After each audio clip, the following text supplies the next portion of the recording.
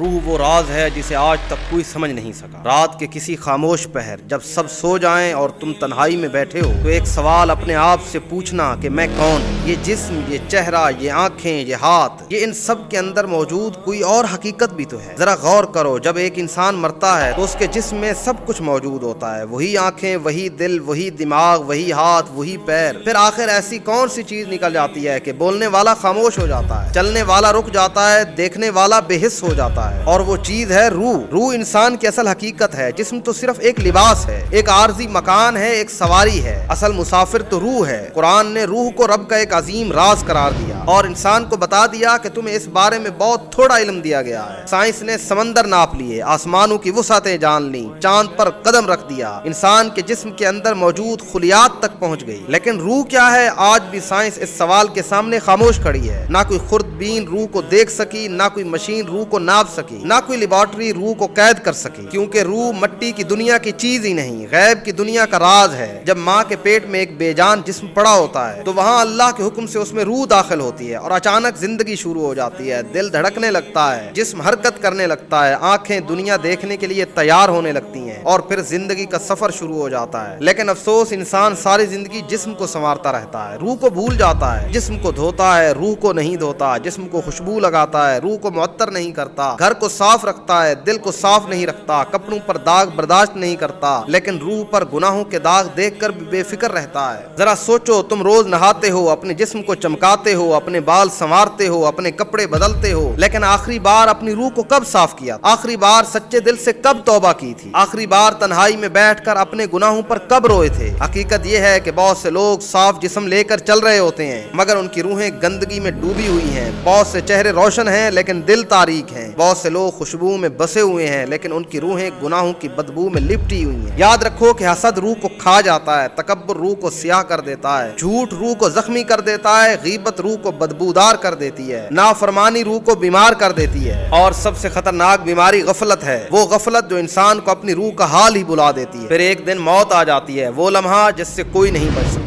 اس وقت فرشتے آتے ہیں اور روح کو جسم سے الگ کر دیتے ہیں۔ اس لمحے ساری دولت ختم، ساری طاقت ختم، ساری شہرت ختم، صرف روح باقی اور اس کے اعمال باقی۔ لوگ جسم کے پاس کھڑے ہوتے ہیں، رو رہے ہوتے ہیں، لیکن روح ایک نئے سفر پر نکل چکی ہوتی ہے، عالم برزخ کی طرف۔ وہاں نہ بینک بیلنس کام آتا ہے، نہ عہدہ، نہ شہرت، وہاں صرف اعمال ساتھ جاتے ہیں۔ تو ذرا غور کرو اور سوچو کہ اگر آج تمہاری روح تمہارے سامنے لا کھڑی کی جائے تو کیا تم اسے دیکھنا پسند کرو گے؟ کیا وہ روشن ہوگی؟ کیا وہ اللہ سے ملنے کے لیے تیار اور بےتاب ہوگی؟ یا پھر وہ خوف سے کانپ رہی ہوگی کیونکہ اس نے ساری زندگی گناہوں کے علاوہ کچھ کیا ہی نہیں ہے؟